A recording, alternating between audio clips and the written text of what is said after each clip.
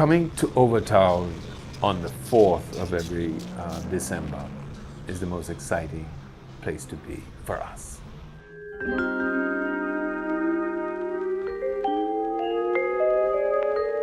My name is Neil Hall. I am a local architect in Miami, and I've been involved with Art Africa for the last 8 years. I'm the curator of Art Africa.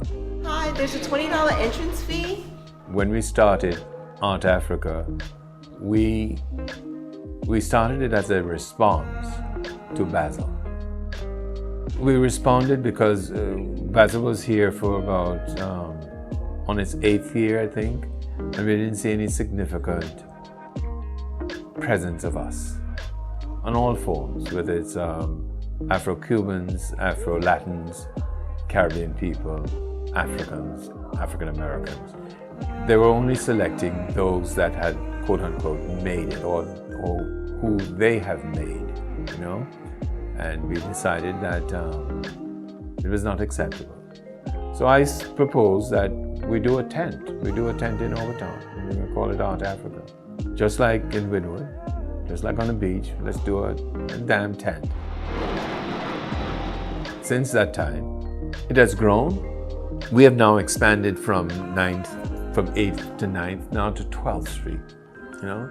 So we're saying every year we're going to go down further until we're into Wynwood, you know?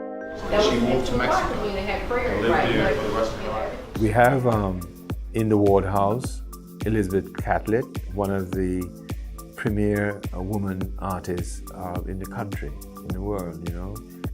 And I think it's an incredible thing to have. And also Ernie Barnes, a wonderful artist again, who was a ball player, who spent time on the bench drawing, because that was his spirit. And today his work is so unique. Then we have ourselves, which is, I think, one of the largest collection of African and African diaspora artists here.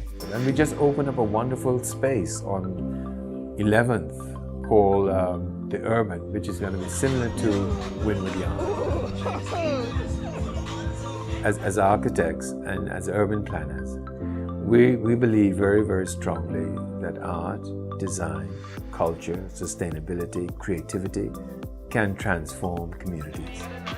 And we believe that marginalized community can be transformed with this creative spirit because it is part of our DNA, you know? And we have just, we've lost our confidence that we can do this. And we get afraid when others decide to do it and they claim that they're being gentrified. And I say to them, you cannot be gentrified in your own home. We can be also the gentrifiers.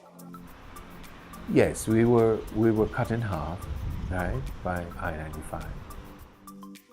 Whenever you're cut in half, there's some trauma. And then we were sliced right in the center of us with 395. That split us up again.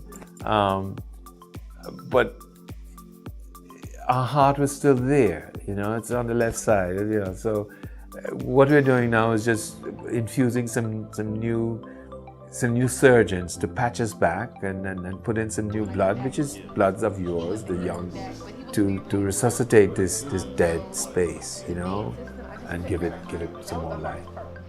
We should really be proud of who we are as a people, because we have a continent.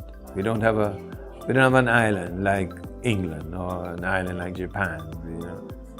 America could go into the continent 5 times. So when we think of the power of our presence in this country, in this world, then once we realize the sheer power of who we are, a lot of things can happen.